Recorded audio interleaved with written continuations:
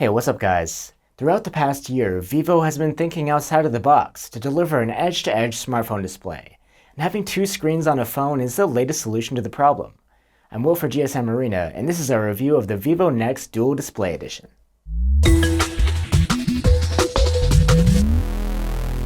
The design of this phone is what you'd expect from a modern flagship. Gorilla Glass on the front and back, with an aluminum frame.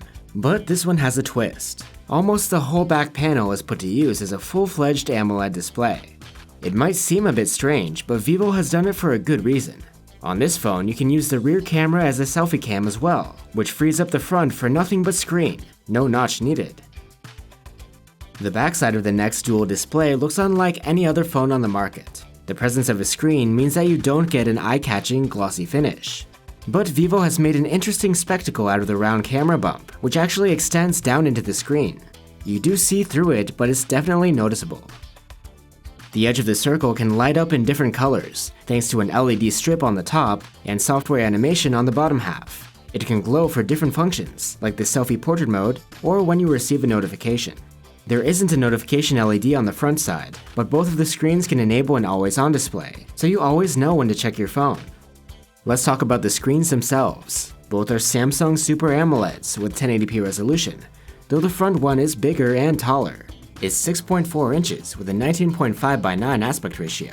Content is sharp, and being an AMOLED, blacks look super deep. The screen on the back is 5.5 inches with a 16:9 aspect ratio. Quality-wise, it seems basically identical to the front one. But there are software issues here. A lot of the apps and content you see on the rear one will be squeezed into the narrower aspect ratio of the front screen, leaving black bars on either side. Overall, this really limits the usability of the rear display. Even though you get all of your apps here, you can't use them full screen. I hope that a future software update could fix this problem. Maximum brightness on both panels is decent, though not as bright as on a Samsung. Regardless, sunlight legibility on either screen is quite good. Neither screen is very color accurate, but it's worth noting that when you change display settings on one side, they will affect the other as well. Even the wallpaper is the same. It's strange that these two are so closely linked, as in general, only one can be on at a time. The only dual screen function I found was for the camera, which gives viewfinder feedback to the subject of your photo.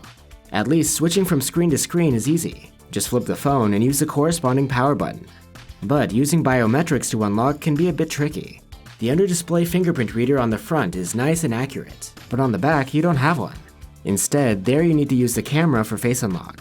This one is fast too, but personally I prefer the main screen, so I mostly stuck to the fingerprint. One thing to keep in mind on the dual display is that you actually have to care about the backside of the phone. Setting it down on a table gets a bit scary if there's an AMOLED panel involved. There is an included rubber bumper case, which lifts the phone and adds some cushion. It still leaves the rear panel exposed to scratches in your pocket, but at least it provides some much needed grip. For audio, the NEX Dual Display has a single bottom firing speaker. It's loud and sounds clear, but not terribly impressive.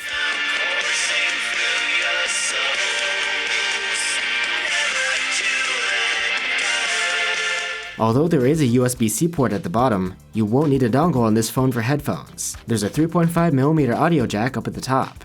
Quality here is decent, with above average loudness. Storage on the NEX Dual Display isn't expandable through microSD, though the card slot does support 2 nano SIMs, but there are 128 gigs of memory built in as standard, which should last quite a while.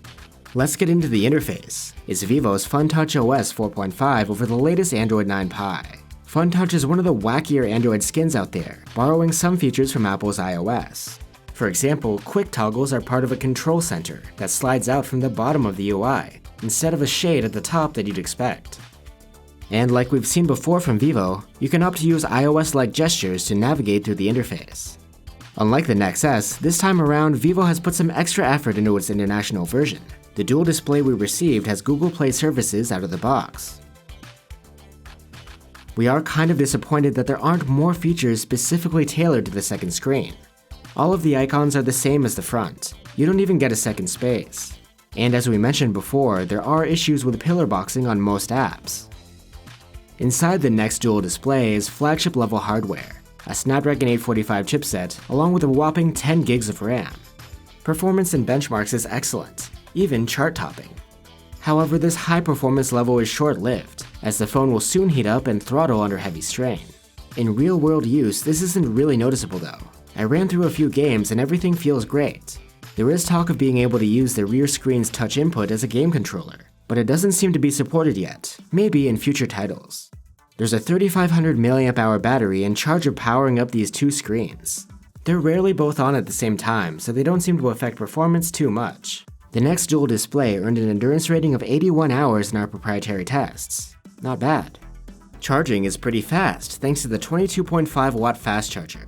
It's the same as the one bundled with the Vivo NEX S, and with it we were able to get from 0 to 55% charge in half an hour. The Vivo NEX Dual Display has a 12 megapixel f1.8 main camera, which doubles as a selfie shooter. It has 4-axis OIS and phase detection autofocus.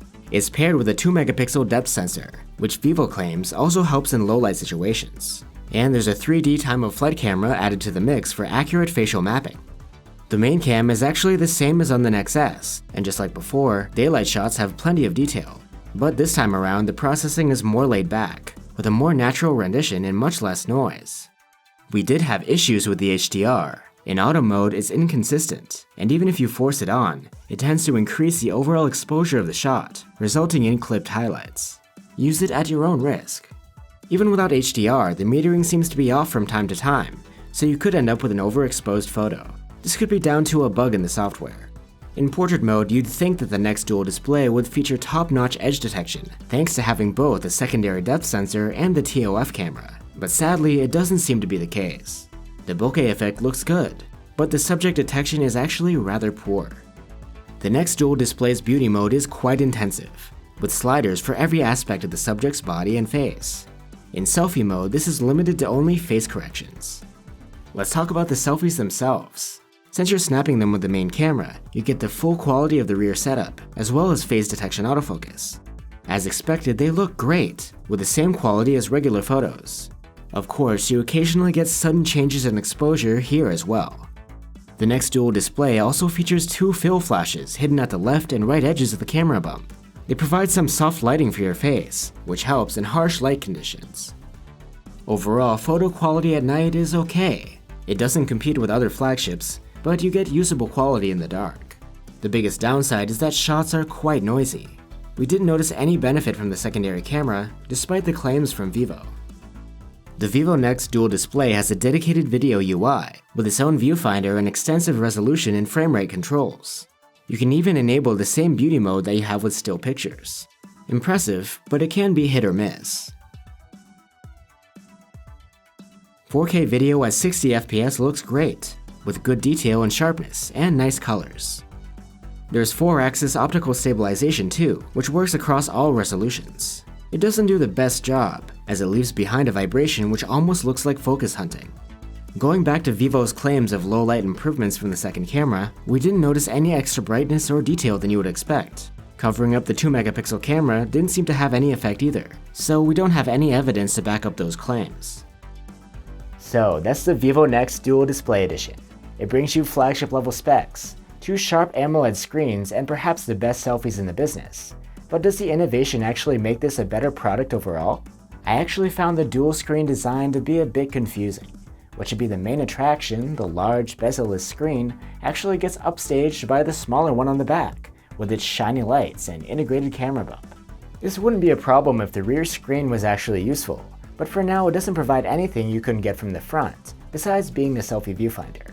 And until Vivo does something about these software and app compatibility issues, using this side for your daily driver is a no-go. Don't get me wrong, I applaud Vivo for stepping outside of the box, and we should encourage innovation from manufacturers. But if I were looking to buy a phone with this sort of design, I would wait for them to iron out the kinks first. Thanks for watching. Hit like if you enjoyed this video and subscribe so you don't miss the next one. And you're always welcome to stop by our site, gsmarina.com, for the latest tech news, reviews, and the full test findings for the Vivo NEX Dual Display Edition. See ya!